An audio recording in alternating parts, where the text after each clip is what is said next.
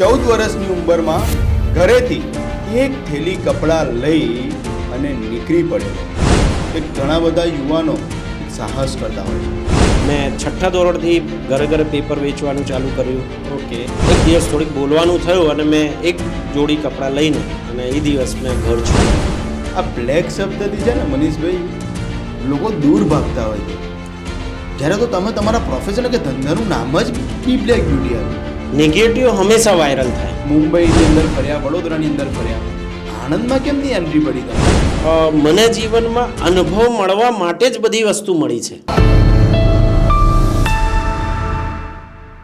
નમસ્કાર દર્શક મિત્રો, અર્બન ગુજરાતના ટોક શોની અંદર આપનું હાર્દિક સ્વાગત છે. દર્શક મિત્રો, અર્બન ગુજરાતના ટોક શોની અંદર આપણે ઘણા બધા એવા વ્યક્તિત્વ વિશે આપણે જાણકારી મેળવતા હોઈએ છીએ. ત્યારે આજે એક એવા વ્યક્તિને તમને મળવા જઈ રહ્યો છું. ખાસ આ વ્યક્તિને મળવાનું મુખ્ય કારણ તો તમને આ પોડકાસ્ટની અંદર ખબર પડી જ જશે. પણ એક એવો વ્યક્તિ કે જે 14 વર્ષની ઉંમરમાં ઘરેથી એક થેલી કપડાં લઈ અને નીકળી પડેલો. અને આજે એ વ્યક્તિ કરોડો રૂપિયાના શોરૂમનો માલિક છે. એની જે સંઘર્ષ એમણે જે કર્યું છે એ સંઘર્ષ વિશે ખરેખર જાણવા જેવું છે. ને અત્યારના યુવાનોને આ એક એપિસોડથી ઘણો બધો મોટું એક મોટિવેશન મળી રહેશે એમને. કારણ કે જીવનમાં ક્યારેય નથિંગ ઇઝ ઇમ્પોસિબલ એવું કહેવાય છે ને, અને એને જ એવા એક વ્યક્તિ આપણી સાથે અત્યારે જોડાયા છે કે જેમણે નથિંગ ઇઝ ઇમ્પોસિબલ આ વાક્યને સંપૂર્ણ રીતે 100% તેઓએ સાર્થક કરી બતાવ્યું છે. એવા જ આણંદ અને ચરોતર પંથકના સૌથી વિશાળ ફેમિલી શોરૂમ એટલે કે બી બ્લેક બ્યુટીના ઓનર મનીષભાઈ દુબે આપણી સાથે અત્યારે જોડાયા છે. મનીષભાઈ, અર્બન ગુજરાતના ટોક શોની અંદર આપનું હાર્દિક સ્વાગત છે. Thank you Mananbhai. મનીષભાઈને હું તો ઘણા સમયથી આપણે પરિચયમાં છે, પણ ઘણી વખત હું મનીષભાઈ સાથે અમે મિત્રતાની રીતે પણ અમે ખાસ જોડાયેલા છે, એક મિત્રતાના ભાવનાથી જોડાયેલા છે. તો ઘણી વખત હું મનીષભાઈ સાથે આમ બેઠો તો મને એક દિવસ એવું થયું કે મનીષભાઈ, આ સ્ટોરી જે તમે છે ને તમારી, એ ખરેખર એક લોકો સુધી પહોંચાડવી જરૂરી છે.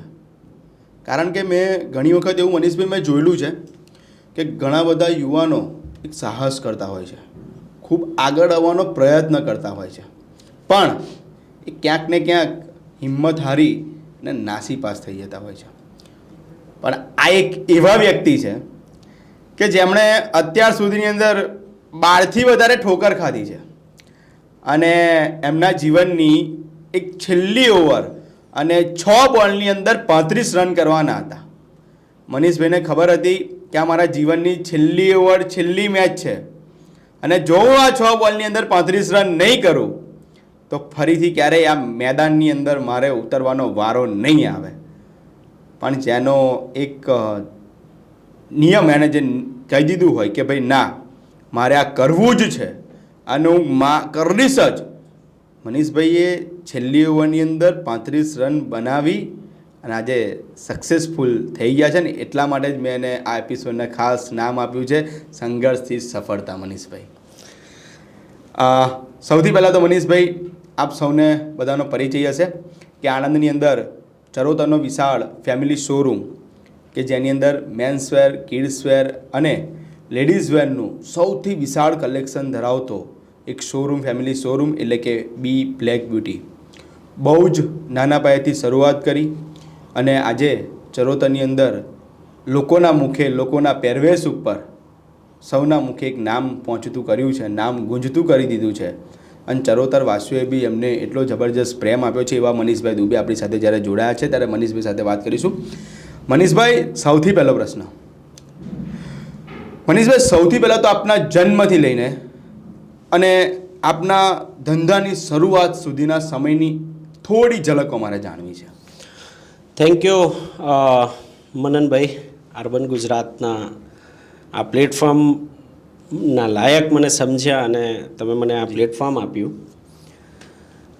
મારું નામ મનીષ દુબે છે અને સન 1987માં મારું બોર્ન ડિંડોરી જિલ્લાના રનગાંવ ગામે એમપીમાં થયું. બહુ જ મધ્યમ પરિવારથી આવીએ છીએ અમે લોકો. 3 ભાઈ અને 2 બહેન છે. અને મારા ફાધર ખેતી કરતા હતા. એટલે મારું બહુ મોટું કુટુંબ છે ને ઓલમોસ્ટ બધા જ ખેતી યા તો સરકારી જોબવાળા જ છે. રાઈટ. જ્યારે હું ઘરમાં સૌથી નાનો છું અને નાનાના લીધે મારા ઉપર પહેલાં સ્ટાર્ટિંગમાં કોઈ એવું બર્ડન ના આવ્યું. પણ જ્યારે ભાઈઓ બહાર બધા ભણવા જતા રહ્યા અને પછી મેં 5મા ધોરણનો જ્યારે અભ્યાસ પૂરું કર્યો તો મારા ઘરે હું એકલો મમ્મી પપ્પા જોડે હતો. ઓકે. ઓલમોસ્ટ મેરેજ થઈ ગયા ને બધા પોતપોતાના કામે લાગી ગયા. ત્યારે ઘરની જવાબદારીઓ મને ખુદ પોતે દેખાયું કે ભાઈ આ વસ્તુ મારે કરવી પડશે. રાઈટ. 5th ધોરણથી મને અહીં દેખાતું હતું. અને 6ઠ્ઠા ધોરણમાં ખબર નહીં મારું બ્લડ વેપારિક બ્લડ હતું શું કે ભાઈ વિચાર શક્તિ મારી વિચાર શક્તિમાં વેપારિક વિચાર શક્તિ હતી. તો મેં 6ઠ્ઠા ધોરણથી ઘરે ઘરે પેપર વેચવાનું ચાલુ કર્યું. ઓકે. એટલે ન્યૂઝપેપર આવે. ન્યૂઝપેપર આવે એ વીકલી ન્યૂઝપેપર વેચતો હતો. રાઈટ. પછી મારે ના કરવું જોઈએ એવું મેં કેરોસીનનો વેપાર કર્યો. ઓકે. ઉનાળામાં ઠંડા મીઠા વેચું. હા હા. આવું 6ઠ્ઠા અને 7મા ધોરણમાં. અને મારા બ્રધર જ્યાં જોબ કરે અને ભણે એને 100 રૂપીસ સેલરી હતી કે પાર્ટ ટાઈમ જોબ કરતો હતો.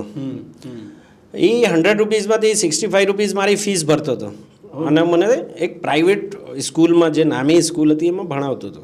કે ભણવામાં મારું મેથ્સ બહુ પાવરફુલ હતો અને બધાને દેખાતું હતું. તો ભણતા ભણતા 6ઠ્ઠા 7મા ધોરણ સુધી મેં આ બધા વેપાર કર્યા અને ભણ્યો.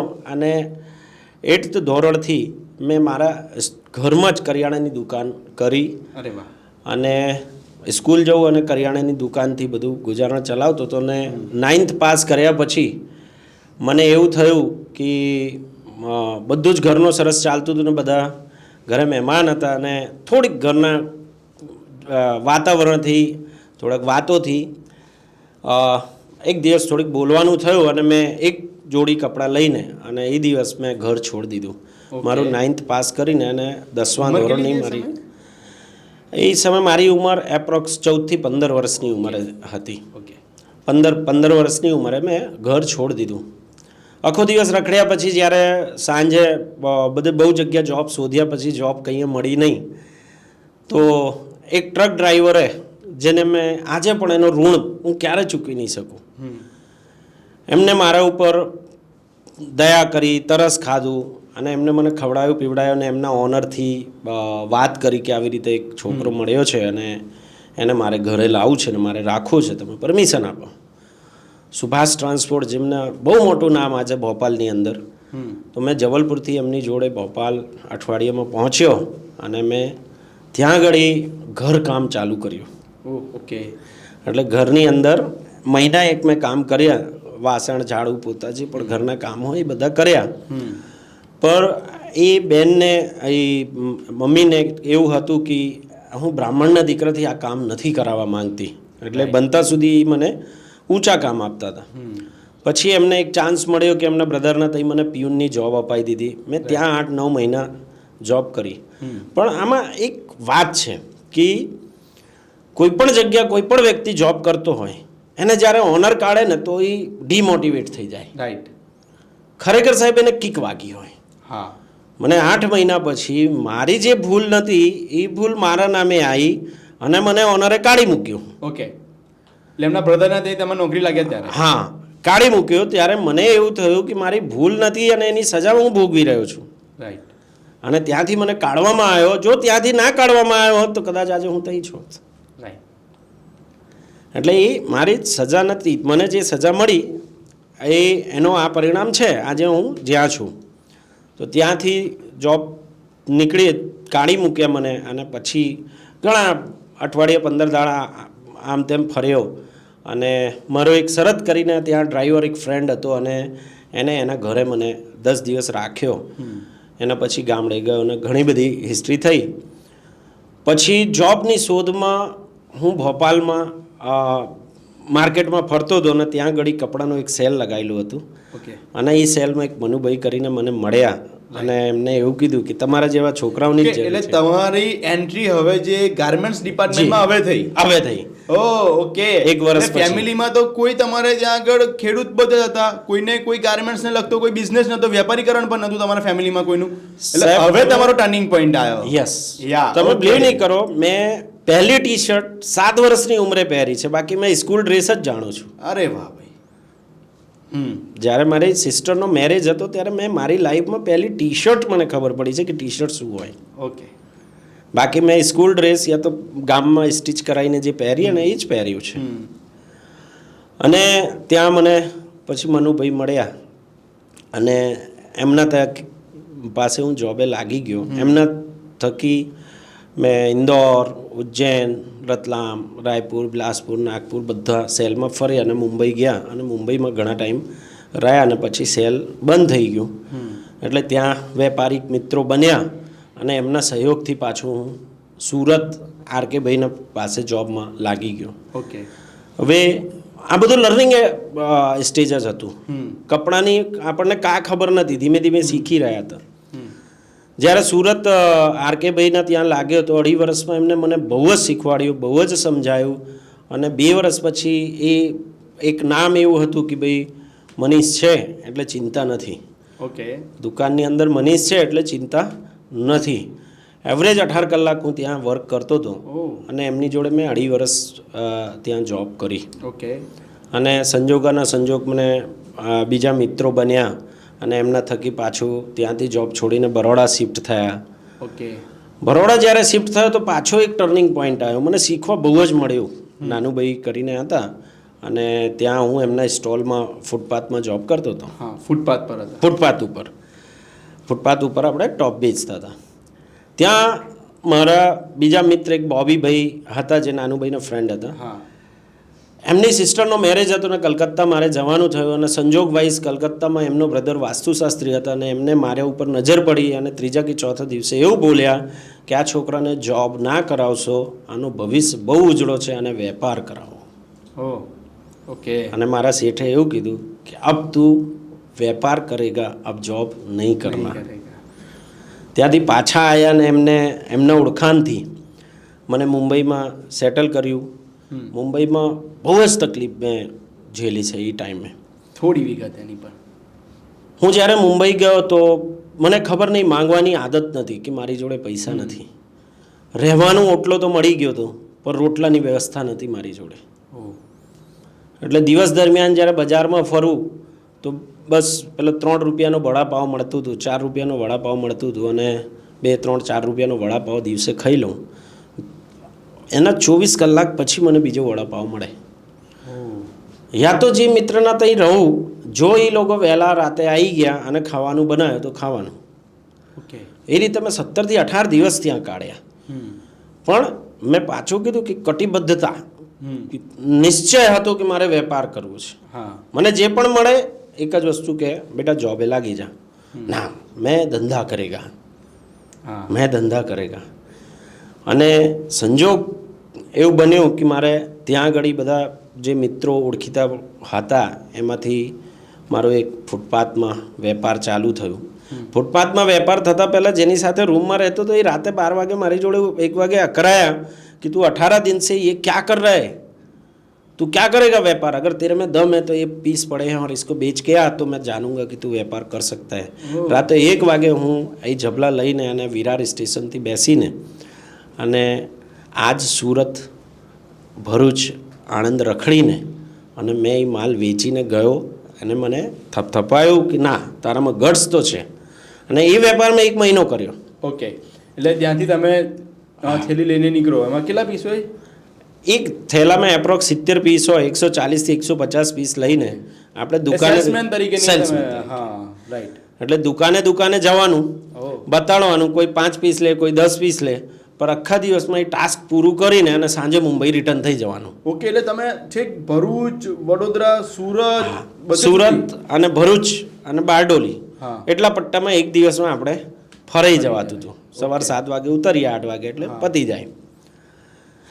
1 મહિના પછી વેપાર પાછો બંધ થયો કે થાય છે શું, કોઈ પણ વસ્તુમાં મને જીવનમાં અનુભવ મળવા માટે જ બધી વસ્તુ મળી છે. રાઈટ.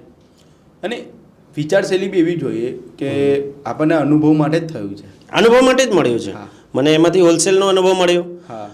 એ પાછો 1 મહિના પછી બંધ થઈ ગયું અને મેં પાછા બીજા ફ્રેન્ડ જોડે ફૂટપાથમાં જીન્સનો બાકડો કર્યો. તમને ખબર હશે તો બોરીવલીની અંદર ઇન્દ્રપ્રસ્થની બહાર બધા બાકડા લાગેલા હોય. ઓ હા. ત્યાં આગળ મેં પછી બાકડામાં જીન્સ વેચવાનો વેપાર ચાલુ કર્યો. ઓ.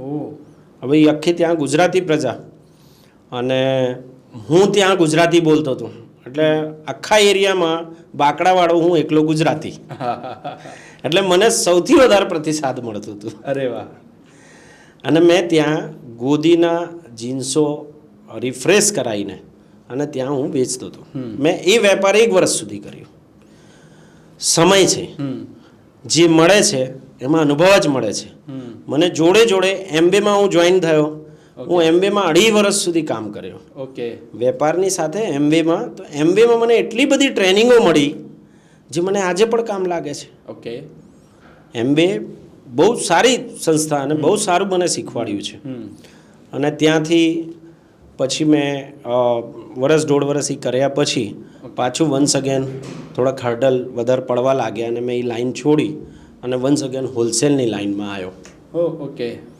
અને હોલસેલની લાઈનથી પછી આગળની ગાથા ચાલુ થાય. અરે વાહ ભાઈ વાહ. તો મનીષભાઈ આણંદમાં કેમ કે તમે તો મૂળ મધ્યપ્રદેશના રહેવાસી, મુંબઈની અંદર ફર્યા, વડોદરાની અંદર ફર્યા, આણંદમાં કેમની એન્ટ્રી પડી તમારી? મારો એક મિત્ર હતો, એનો કારખાનું હતું. તો એમની જોડે જ્યારે પહેલો વેપાર બંધ કર્યો તો ફ્રી ઓફ કોસ્ટ એમને બેસવા જતો હતો. ત્યાં આણંદના એક વેપારી ધનસુખભાઈ કુર્તી લેવા આવ્યા. ઓકે. એટલે સેલ્સમેન તરીકે હું એમને બતાડતો હતો. તો એમને મારામાં આવડત જોઈ, મને જોયા રાખે. તો એમને કીધું કે મને લેડીઝ વેરનો કોઈ અનુભવ નથી પણ મારે ચાલુ કરવું છે. મારું એક ભવ્ય સેલ છે, એની અંદર લેડીઝ વેરનો એક પાર્ટ કરવો છે. તો તમે શું હેલ્પ કરી શકો? હું કીધું હું સિલેક્શન કરીને આપું, એ લઈ જાઓ, 100% વેચાશે. બરોબર છે. ઓકે. તો એમને પાછા મારી સામે પ્રશ્ન મૂક્યું હા કે જો તમે જોડે આવતા રહો તો આપણે તમને જ કાઉન્ટર આપી દઈએ. એટલે મારું શબ્દ ત્યારે શું હતું? मैं नौकरी नहीं करेगा, धंधा करेगा, मैं धंधा करेगा. अगर मेरे को धंधा देते हो तो मैं आ जाएगा. હા. ત્યારે મને ધનસુખભાઈએ ત્યાં ઘડી કાઉન્ટર આપ્યું, જગ્યા આપી. હા. અને મેં એ રાતે 14 ઝબલા એકલો ટ્રેનમાં લઈને ત્યાંથી પેલા ભાઈએ મુકાઈ આપ્યા અને આણંદમાં 14 ઝબલા લઈને બીજા દિવસે અહીં ઉતર્યો. હા. એટલે આખી રાત એ ટ્રેનની ગાથા કે ટ્રેનના ડબ્બામાં તમે 14 ઝબલા લઈને કોઈ પણ એરિયામાં ઊભા રહો એટલે આખો ટાલ વાગી જાય. હા, વાગી જાય. અને એ ટાલમાં જ્યારે ટીસી આવે, પોલીસવાળો આવે, આ ડબ્બાથી આ ડબ્બા, આ ડબ્બાથી આ ડબ્બા કરતો કરતો મારું આણંદ આવી ગયો. હા. એટલે આણંદ પહોંચ્યો. એ રાત પણ મારી બહુ કઠણ હતી, યાદગાર હતી. યાદગાર કહેવાય કે કઠણ નહીં. અને અહીં ઘડી આવ્યો અને મેં 7મા મહિનામાં અહીં આવ્યો તો 7મા મહિનાના એન્ડિંગમાં આ વાત છે 2017-18 ના, મારી ઉંમર 17-18ની હતી અને આ વાત છે 2006ની. ઓકે. એટલે 2006ની અંદર મનીષ દુબેની પ્રથમ એન્ટ્રી આણંદમાં, પ્રથમ એન્ટ્રી આણંદમાં થઈ. રાઈટ. અને આણંદમાં મેં ઠક્કરવાડીમાં 3 મહિનામાં સારું વેપાર કર્યા. પણ સેલની એક પ્રથા હોય કે સિટીઓ બદલ્યા કરે. હા. જેમ દિવાળી પતી એટલે ભાવનગર ગયા. ઓકે. પાછું એક કઠણ પરિસ્થિતિ મારી સામે આવી. ત્યાં સેલટેક્સની રેડ પડી, ના થવાનું થયું. ત્યાં આગળ બધું જ વેપાર અમારું બંધ થઈ ગયું. એટલે પાછા આપણે રોડ ઉપર આવ્યા. પાછા જ્યાં હતા ત્યાં આવ્યા. અને ત્યાંથી પાછો મિત્ર વર્ગ બનતું જતું હતું કે મેં જીવનમાં પૈસા કરતાં મિત્ર વર્ગ બહુ કમાયો છે. મારો હાઈએસ્ટ મિત્રો છે. ઓકે. અને મેં તમને કીધું ને કે સિમ્પથીવાળા મિત્રો નથી મારા, એમ્પથીવાળા છે. મિત્રો, રાઈટ. બધા જ મિત્ર મારા. તમે ઇન્ડિયાના કોઈ પણ ખૂણે કહેશો તો કોઈને કોઈ આપણું લાગતું ઓળખતું અને સારા મિત્રો મળશે. તો મોરબીમાં એક મારા મિત્ર હતા જે આ સેલ્સના રિલેટેડ જ હતા, તો હું ત્યાં જતો રહ્યો. ત્યાં પાછો રીસ્ટાર્ટ કર્યો. ઓકે.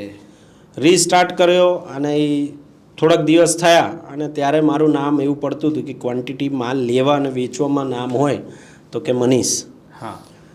તો ત્યાં એક ભાઈ આવ્યા અને એવું કીધું કે રાજકોટમાં એક દુકાન બંધ થઈ છે, તો એનો આખો સ્ટોક વેચવાનું છે. તો વનરાજભાઈએ એવું કીધું કે ભાઈ પેલા ભાઈ છે ને એ આ બધા ધંધા કરે, આપણને આવડે નહીં. હું એમની જોડે ચર્ચા કરી, રાજકોટ પહોંચ્યો. રાજકોટમાં એ દુકાનના બધા સોદા કર્યા. આપણા જેબમાં કશું જ નહોતું, કોઈ પૈસા નહોતા, પણ સોદા તો લાખોના આપણે માર દેતા હતા. હા. સોદો માર્યો, ના પત્યું તો ત્યાં એ સ્ટોરનું નામ હતું બી બ્લેક બ્યુટી. મનીષભાઈ વચ્ચે એક મિનિટ રોકવા માંગીશ. બ્લેક બ્યુટી, આ બ્લેક શબ્દથી છે ને મનીષભાઈ લોકો દૂર ભાગતા હોય છે, જ્યારે તો તમે તમારા પ્રોફેશન કે ધંધાનું નામ જ બી બ્લેક બ્યુટી આપ્યું.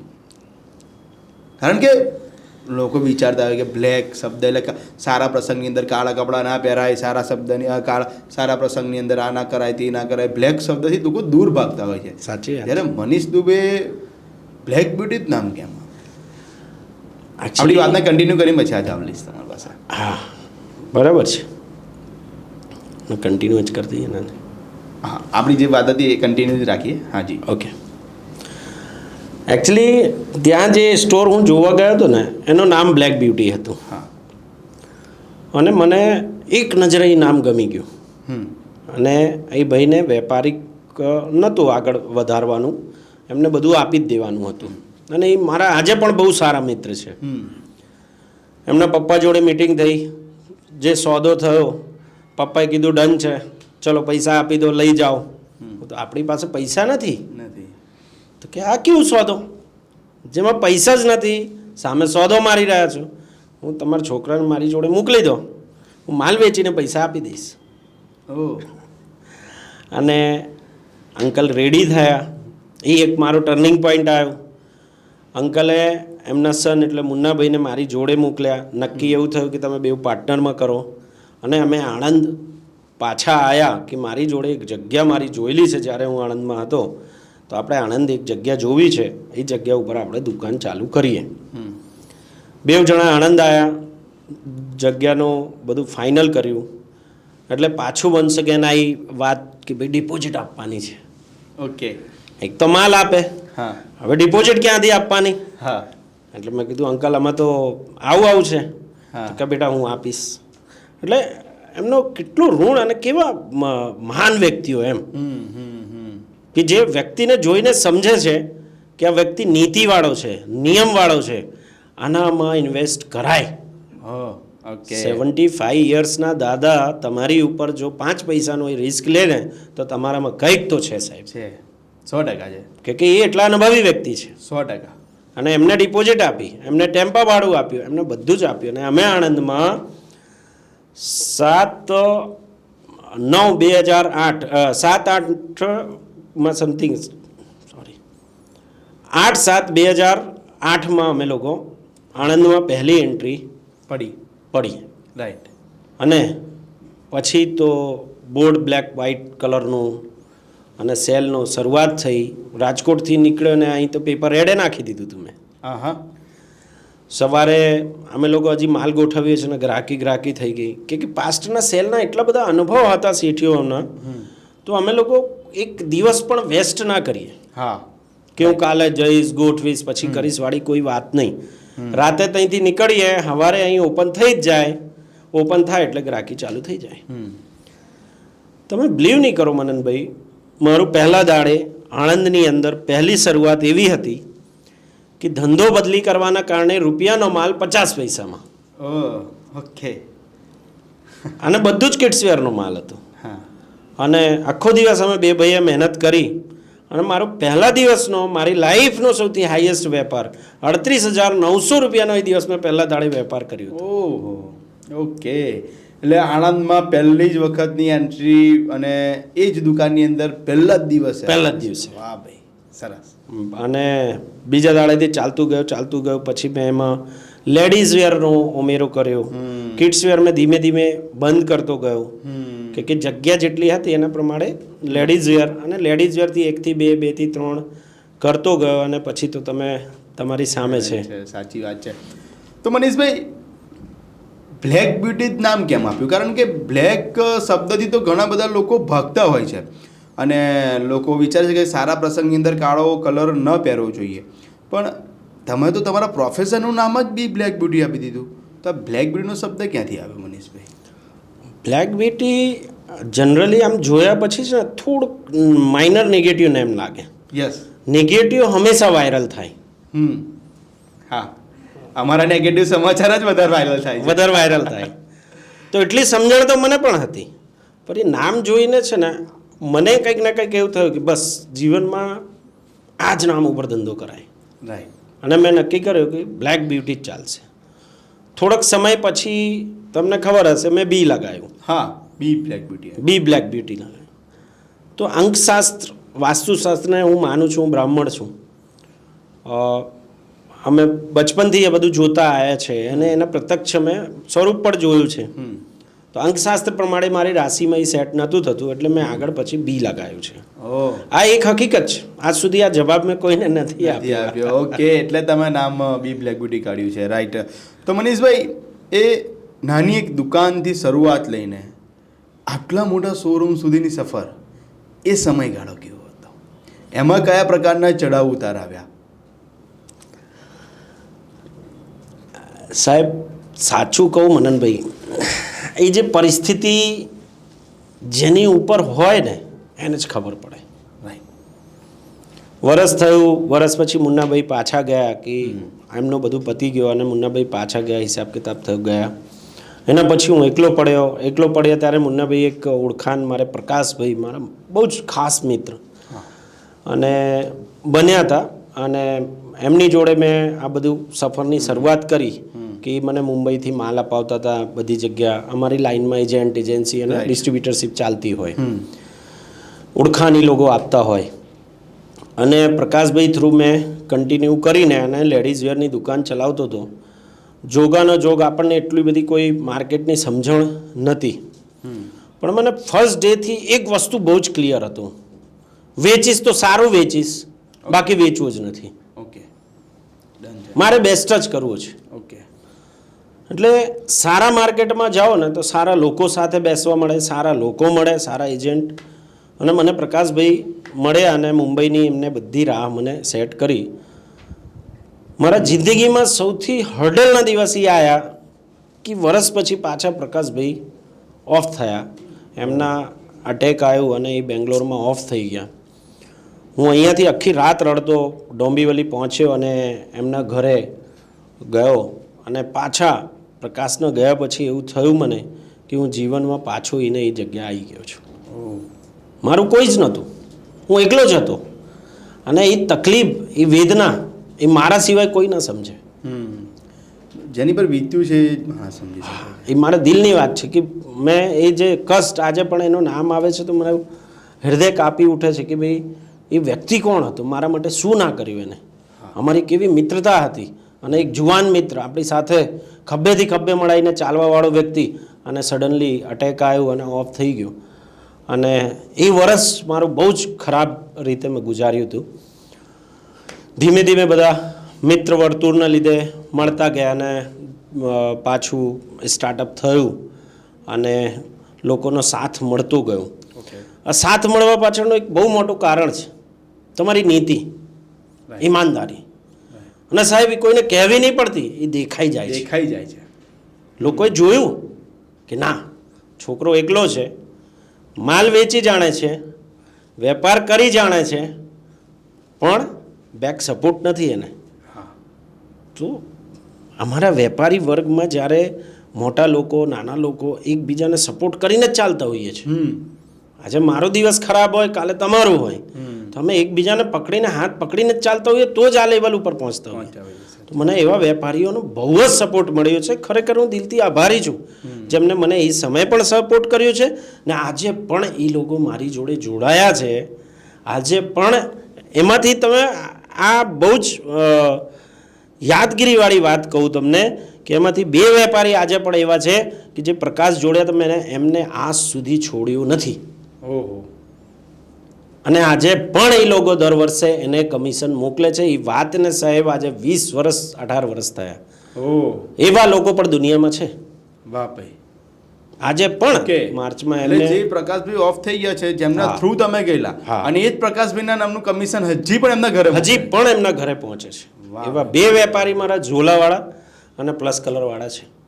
વાહ એ લોકોને આમ સેલ્યુટ. સેલ્યુટ છે. એવા લોકો મળ્યા છે જીવનમાં મને. જી.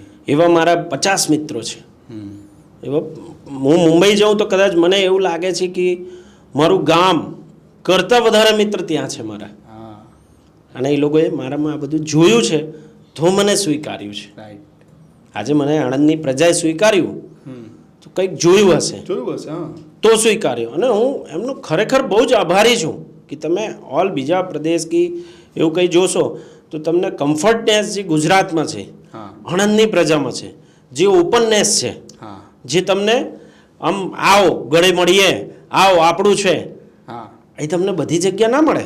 ના હું તો ઘાટઘાટનો પાણી પીને બેઠો છું. હા. અને આપણો ચરોતર પંથક તો એમાં હું 100માં 100 નંબર આપું. Oh okay. બહારનો વ્યક્તિ હોય, વ્યક્તિ સાચો હોવું જોઈએ, વ્યક્તિ સારું હોવું જોઈએ, નજર સારી હોવી જોઈએ, વાત સારી હોવી જોઈએ, તો 100% પબ્લિક સ્વીકારે છે કે દરેક વ્યક્તિને તમે જોજો છેલ્લે તમારું જજ તો પબ્લિક જ છે. પબ્લિક જ છે.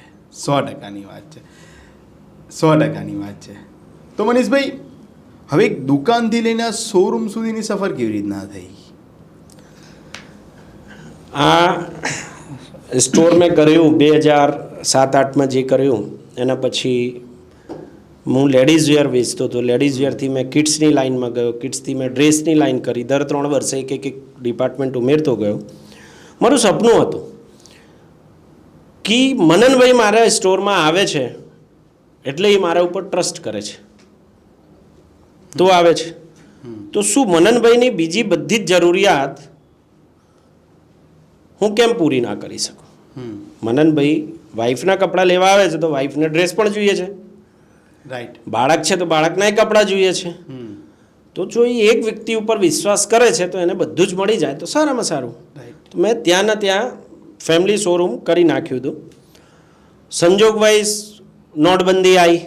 હા નોટબંધીના ટાઈમે અમે લોકો જે મંદી બેઠી અને જે હેરાન થયા છે એ આપણો જીવ જાણે છે સાહેબ. એ ટાઈમે ઊભા રહેવું, આટલા 50 માણસનો સ્ટાફ લઈને આપણું ઘર સંભાળવાનું અને 200 વેપારી સંભાળવાના અને વેપાર ના હોય અને આપણે એક જ અડીખમ ઊભા રહીએ કે નાલા થઈ જશે. મારા જીવનનો બહુ મોટો સૂત્ર છે આ. થઈ જશે, થઈ જશે. થઈ જશે, થઈ જશે. અને આ શીખવા મળ્યું મારું ભણતર 9મા ધોરણ સુધી. મને જેસીઆઈમાં 2014માં ભરત કાકાએ જ્યારે જોઈન કર્યું અને મેં પહેલી ટ્રેનિંગ નર્મદા ટ્રેનિંગ લીધી ને સાહેબ, એ ટ્રેનિંગમાં મને આ શીખવા મળ્યું થઈ જશે, ચિંતા ના કરીશ. પોઝિટિવિટી, જીસીઆઈ એટલે જબરજસ્ત પોઝિટિવ, એમ જબરજસ્ત પોઝિટિવ કરે તમને. મને પ્લેટફોર્મ આપ્યો. મેં જે ભણ્યો નહીં એ ઘણાયું મને. હા લોકોથી વાત કરતાં શીખવાડ્યું, બધું જ મને શીખવાડ્યું છે જેસીઆઈએ. મિત્ર વર્ગ કેટલું મોટું બન્યું છે મારું એ જેસીઆઈના લીધે બન્યું છે. અને જ્યારે નોટબંધી આવી, આટલી બધી તકલીફ હતી તો પણ અડીખમ ઊભો રહ્યો. પણ જ્યારે કોવિડ આવ્યો, હવે કોવિડના સમયને મેનેજ કરવું પહેલો કોવિડમાં બહુ એ બહુ જ અઘરું હતું. બહુ હાર્ડ છે. અને એ પીરિયડમાં 4 દુકાન અને આટલું બધું ભાડું એટલે વિદ્યાનગર રોડનું ભાડું તમને ખબર છે, હા હા લાખોમાં છે. લાખોથી ઉપરમાં છે. હા એટલે એ ભાડું ભરવું, 50 માણસ 40 માણસનો સ્ટાફ એ સમયે હતો મારી જોડે અને વર્ષોથી મારી જોડે જોડાયેલા માણસ. એટલે હું કહું છું કે એમની છેલ્લી ઉમ્મીદ હું હતો, એટલે એમની ઉમ્મીદ કેમ નહીં તોડવા દઉં. એટલે મેં કઈ રીતે એ પરિસ્થિતિથી કેવી રીતે રૂપિયા લીધા અને કેવી રીતે એમને આપ્યા છે એ હું જાણું છું. ખાલી રાઈટ. એ માણસોને સાચવાનું, દુકાનના માલિકને સાચવાનું, પરિવાર સંભાળવાનું અને ઉપરથી વેપારી સંભાળવાના. અને આપણે જ્યારે બજારમાં લોકો કોમ્પિટિટર એટલા હા કે આણંદનો બજારના ઓલરેડી ખોખા બેઠા હતા હા અને આપણને એટલું જ નેગેટિવ કરતા હોય બજારમાં, હા અને તોય કોઈ જવાબ આપ્યા વગર છે ને ચૂપચાપ કામ કરવાનું ને કામ કરવાનું. રાઈટ. મેં કામ જ કર્યું છે. મેં જવાબ એક શબ્દ કોઈને નથી આપ્યો. બરોબર. બસ હું મારું કામ કરીશ, સમયને સમય આપ્યું છે, સમય એનું કામ કરશે. રાઈટ. અને કોવિડ દરમિયાન પહેલું કોવિડ આવ્યું, મેં ભાડાની માફી માટે થોડીક રિક્વેસ્ટ કરીને એમનું જે બિહેવિયર હતું મારા માટે, એ દિવસ એક જીદ અંદરથી આવી કે ના, હું ફરવરીમાં 6ઠ્ઠા મહિનામાં રિક્વેસ્ટ મૂકી, હું કીધું ફરવરીમાં હું દુકાન ખાલી કરી દઈશ.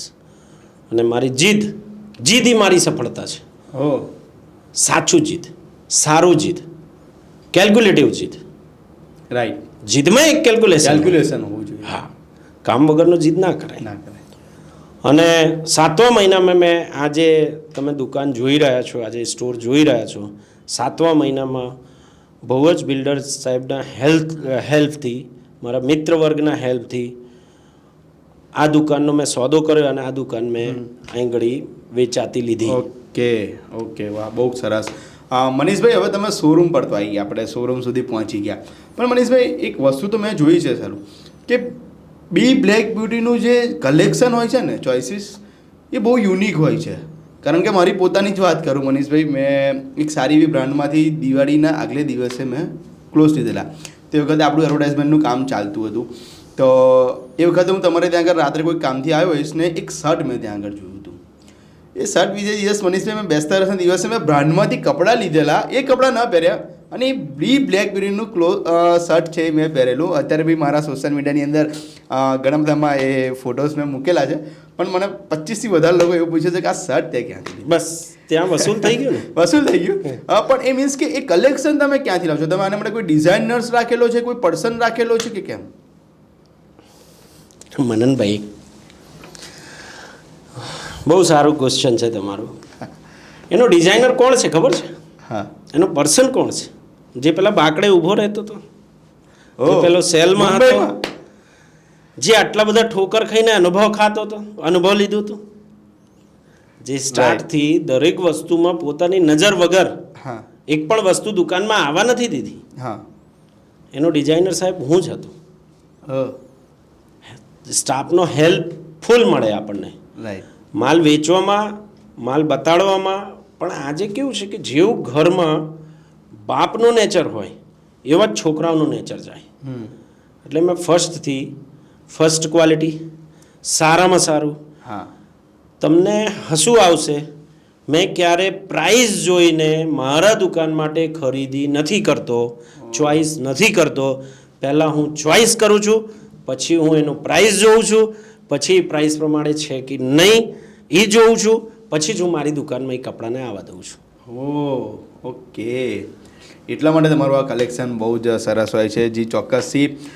મનીષભાઈ, હું સાથે સાથે એ પણ પૂછવા માગીશ કે જ્યારે હવે ચરોતર વાસીઓએ તમને બહુ સારી રીતે એક્સેપ્ટ કરી લીધા છે, અને ચરોતર પંથકની અંદર દરેક જગ્યા પર અત્યારે કોઈ બી એક જ જગ્યા પરથી દરેક શોપિંગ કરવી હોય ને તો એક જ નામ યાદ આવે છે. આ વખાણ નથી કરતો, બહુ વાસ્તવિક વાત કહું છું. બી બ્લેક બ્યુટી આગામી સમયની અંદર ચરોતર વાસીઓ માટે બી બ્લેક બ્યુટી કેટલું તૈયાર છે, કે તમારું પરફોર્મન્સ કેવી રીતના? સાહેબ, 2021માં જ્યારે આ દુકાન કરી જી, ત્યારે મારા નામ અને મારું કોન્ફિડન્સ સિવાય મારી જોડે કોઈ નહોતું. મને કોન્ફિડન્સ એ જ હતું કે મારી પ્રજા, મારી પબ્લિકને, મારા કસ્ટમરને, મારા ફેશન પ્રેમીઓને હું ઓળખું છું કે પહેલા માળે એ આવશે. મને એક સિંગલ વ્યક્તિ એવું નહોતો જે કહે કે પહેલા માળે તું દુકાન ચલાવી લઈશ. મને મારા કામ ઉપર ગર્વ હતો. એરર દરેક જગ્યા રહેવાની, 2%, 3%, 5%. એ એરરને મેં દિવસ હટાવ્યું છે. રાઈટ, દિવસ હટાવ્યું છે.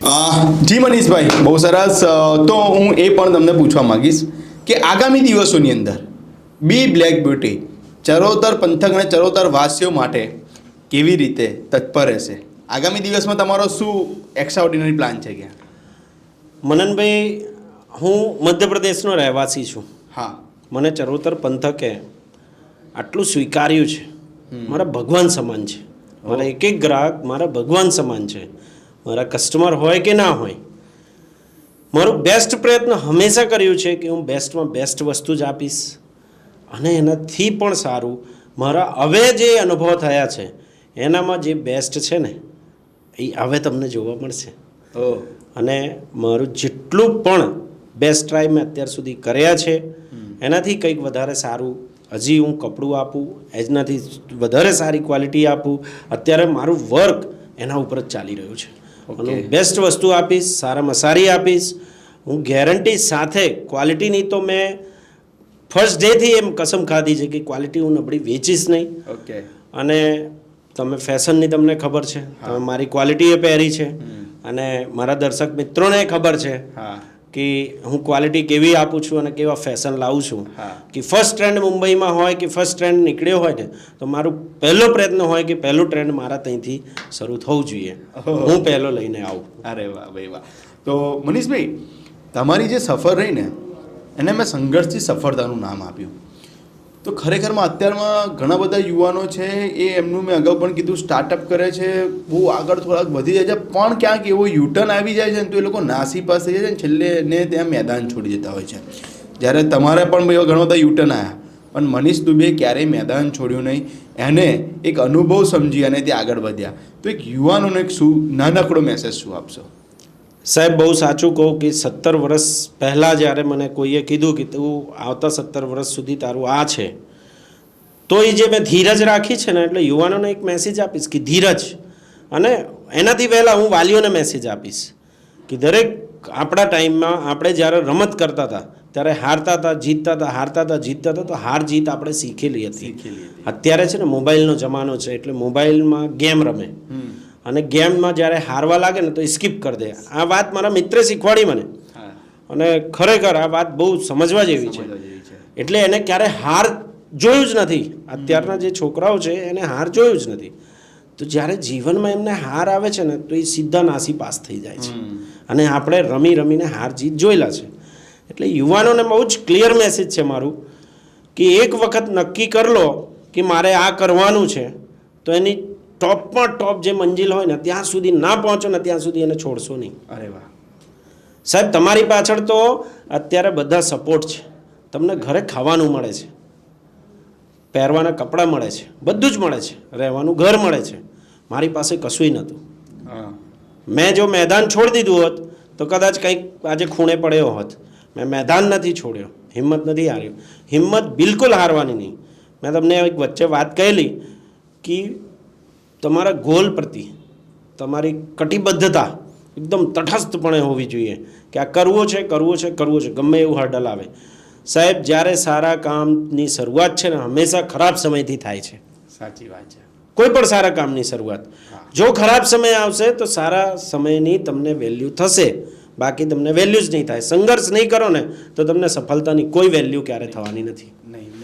તો મનીષભાઈ, લાસ્ટ મારો ક્વેશ્ચન, અમારા અર્બન ગુજરાતના પ્લેટફોર્મ પર અત્યારે છો, તો અર્બન ગુજરાતના દર્શક મિત્રોને, ચરોતરવાસીઓને અને બી બ્લેક બ્યુટીના ગ્રાહક મિત્રોને લાસ્ટ સંદેશ શું આપશો આપને? Thank you Mananbhai. અર્બન ગુજરાતે મને આ ચાન્સ આપ્યો તો સૌથી પહેલાં હું તમારો આભાર વ્યક્ત કરું છું. મારા જીવનમાં જેટલા લોકોનો ઉપકાર રહ્યો હોય એ બધાનો હું આભાર વ્યક્ત કરીશ. ચરોતરમાં તો હું જેટલું આભાર વ્યક્ત કરું એટલું મારા માટે ઓછું છે. મારા ચરોતર પંથકના દરેક મિત્રો, દરેક વેપારી મિત્રો કહો કે મારા કસ્ટમરને હું એટલી સ્યોરિટી આપું છું કે આજ સુધી મેં તમને હંમેશા એમ્પથીથી જોયું છે. તમારી જગ્યા ઉપર રહીને દરેક વસ્તુ તમારી જોઈ છે. હું આગળ પણ જોતો રહીશ, અને હું હંમેશા સદૈવ તમારા સેવામાં તત્પર રહીશ. સારા કપડાં હું તમને પહેલાં લાવીને પહેરાવીશ, ચાહે દિલ્હીનો હોય, ચાહે મુંબઈનો હોય, ચાહે દુનિયાના કોઈ પણ ખૂણેનો હોય, પણ તમને આણંદથી બહાર જવાની કોઈ જરૂરત નહીં પડે જ્યાં સુધી હું આણંદમાં છું. એ મારું દૃઢ વિશ્વાસ છે, અને એ હું તમારા અર્બન ગુજરાતના ટોક શોના માધ્યમથી પણ હું એવું કહું છું કે આ વસ્તુ હું તમને કરીને બતાડીશ, અને તમને અમદાવાદ કે બરોડા જવાની જરૂર નહીં પડે. જ્યાં સુધી બ્લેક બ્યુટી આણંદમાં છે ને તો એનાથી બેસ્ટ ક્વોલિટી. આજે મારી જોડે કસ્ટમર બરોડા, અમદાવાદ, ભરૂચ બધાથી આવે છે સાહેબ. ક્યારે આવે?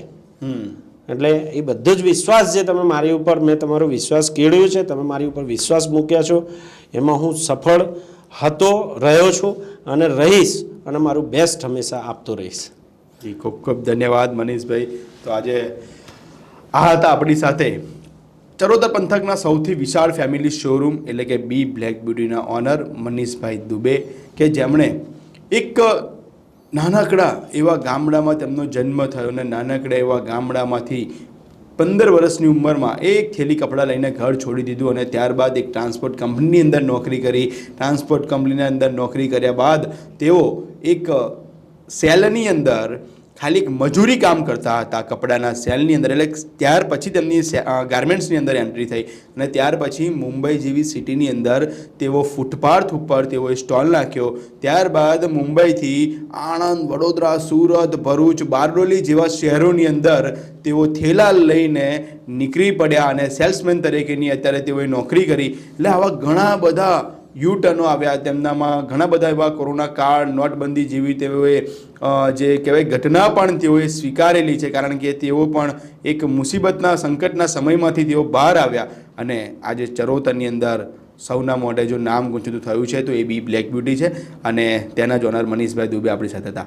આવા જ અનેક એવા જેમણે સંઘર્ષથી સફળતા સુધીની જે સફર કરી છે ને, એવા વ્યક્તિઓની જાણી અજાણી વાતો કે જેમની રહસ્યમય વાતો કહેવાય, કે જ્યારે તેઓ કોઈ દિવસ કહી ના શક્યા હોય કોને, પણ એ જ વાતો આપણે અર્બન ગુજરાતના ટોક શોના મારફતે આપણે તેમની કઢાવી છે અને એમાંથી આપણે યુવાનોએ એક ઇન્સ્પિરેશન મેળવવા જેવું છે, એક એમનાથી કંઈક વાતને મગજમાં ઉતારવા જેવી છે. જો કદાચ આ વાત કોઈક યુવાનના મગજમાં ઉતરી ગઈ ને સાહેબ, તો કેટલાક યુવાનોમાંથી એકાદ યુવાનની જો જિંદગી સફળ થઈ ગઈ ને તો પણ આ અર્બન ટોક શોની અંદરનો આ એપિસોડનો એકદમ વસૂલ છે. બસ, તો આવી જ રીતના સતત આપણી સાથે અમારી સાથે જોડાયેલા રહેજો અને આપે જે અર્બન ગુજરાતને જે સાથ સહકાર આપ્યો છે એના થકી જ આજે અર્બન ટોક શોનો episode talk with Manan and talk with ચાર્મીના એપિસોડને અમે આપની સમક્ષ લોન્ચ કરી રહ્યા છે. તો ફરીથી આવી જ રીતે અમને સાથ સહકાર આપતા રહેજો. અમારી સાથે જોડાવા બદલ આપ સર્વે દર્શક મિત્રોનો ખૂબ ખૂબ ધન્યવાદ. ભારત માતા કી જય, વંદે માતરમ, જય જય ગરવી ગુજરાત.